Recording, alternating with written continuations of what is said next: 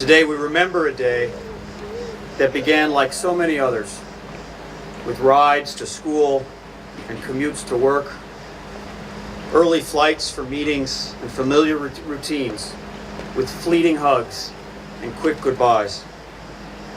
It was a normal day, like this one, with a clear blue sky. But it quickly became an infamous day, one that would be filled with black clouds of smoke. A day when our nation and much of the world would be shaken to its core. A day when nearly 3,000 innocent people were cut down in the prime of life. Even now, 12 years later, we can each remember exactly where we were when we witnessed those horrific scenes. When civilized people the world over held each other in shock, seeing the world that we thought we knew crumbling before us. To the bereaved families with us today from this and other attacks of terror, we cannot begin to imagine the pain you've endured these many years. We will never fully understand how difficult it has been for you to carry on and to summon the strength to rebuild your lives.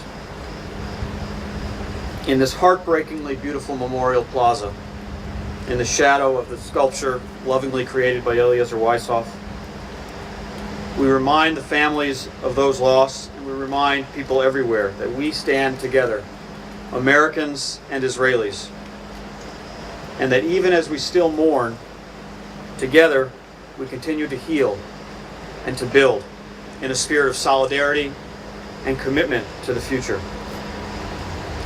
And no people anywhere in the world can understand the pain Americans feel today more than the Israeli people.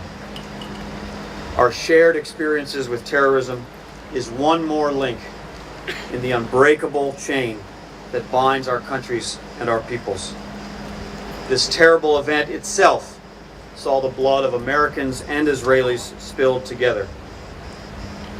And so as we mourn, we also add our voices of comfort to the families of the Israeli victims of 9/11, Daniel Lewin, Leon Leban, Chagai Shefi, Shai Levinchar, and Alona Avraham. Yehi Zichram Baruch. This year, we gather in the most meaningful and poignant time on the Jewish calendar. We meet between Rosh Hashanah and Yom Kippur, Aseret Yemei Teshuvah, 10 days of repentance, a period of introspection. The Torah teaches that we are all created in the image of God, B'Tselem Elohim, which asserts implicitly the uniqueness and value of every single human being. Therefore, each life lost represents a precious and unique individual, an entire world who has no replacement and no substitute. Rosh Hashanah is also known as Yom HaZikaron, the Day of Remembrance.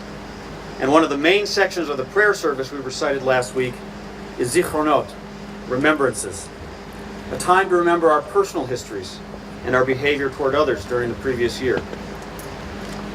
Why is remembering so important? Why are we here again, 12 years later, in remembrance of those nearly 3,000 people killed on that awful day? Some might ask, isn't it time that we put this tragedy behind us? Sometimes people will say to us when we're grieving, you must not keep thinking about the past. The past is gone. You've got to focus on the future. Well, as well-meaning as that advice might be, it's misguided. For reminiscing, recalling events, conversations, a loved one's touch, occurrences of the past, is one of the important ways we mourn. Memory is basic to the life of all human beings. We cannot stop remembering the people and their connection to us, which were a fundamental part of our lives. History is an exercise in remembering, not forgetting. And the events of 9/11 are now part of our collective memory and our collective history. But remembering is also important as we think of the future we seek to build. A future without terror and a future of peace and reconciliation. A future where all our children and our grandchildren can live side by side in peace, security, and cooperation. This year, Rosh Hashanah and this ceremony coincide with a critical and hopeful juncture in the search for peace in this land. We commend Prime Minister Netanyahu and President Abbas for their courageous leadership in agreeing to come together once again to negotiate and to try to finally achieve the goal of two states for two peoples living side by side. The United States is committed to assisting the parties and to facilitating their negotiations aimed at reaching an agreement that ends this conflict and provides peace and security for all. As today we stand together and share in the tragedy of September 11, 2001, Israel and the United States share a deep friendship, a rock-solid security alliance, strong economic bonds, a shared spirit of innovation, and a shared history of triumph and tragedy. All of these shared experiences are based on a foundation of shared values to increase liberty, equality, and justice for all our citizens, to ensure security and preserve peace for our peoples, and to do what we can to help the citizens of all countries live freer, more prosperous, and more democratic lives. No country can take democracy for granted, and the challenges to both of our countries' democracies never cease. We each have a responsibility to do everything possible to protect and to sustain our democracies from all threats to their survival, including the threat of terrorism. The choice of Israel as the first overseas visit of President Obama's second term was emblematic of the strong and unbreakable bilateral alliance between the United States and Israel. It was an opportunity to reaffirm our deep and enduring ties.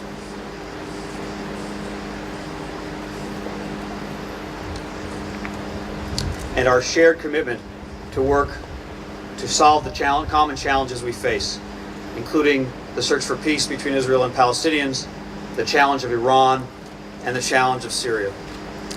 Today, the focus is on Syria and our determination to deter the Assad regime, which has used chemical weapons to murder over 1,400 people, including 400 children, from using such horrific weapons ever again, and from degrading its ability to do so. President Obama has made clear that we are prepared to use force to uphold this norm, even as we will also explore diplomatic efforts to achieve this goal.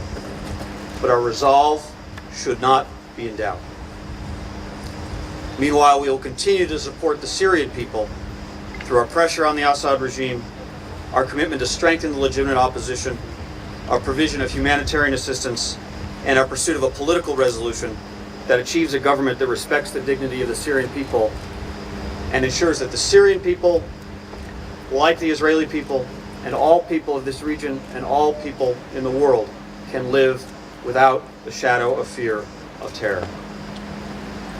Today, we honor the memories of those we lost 12 years ago.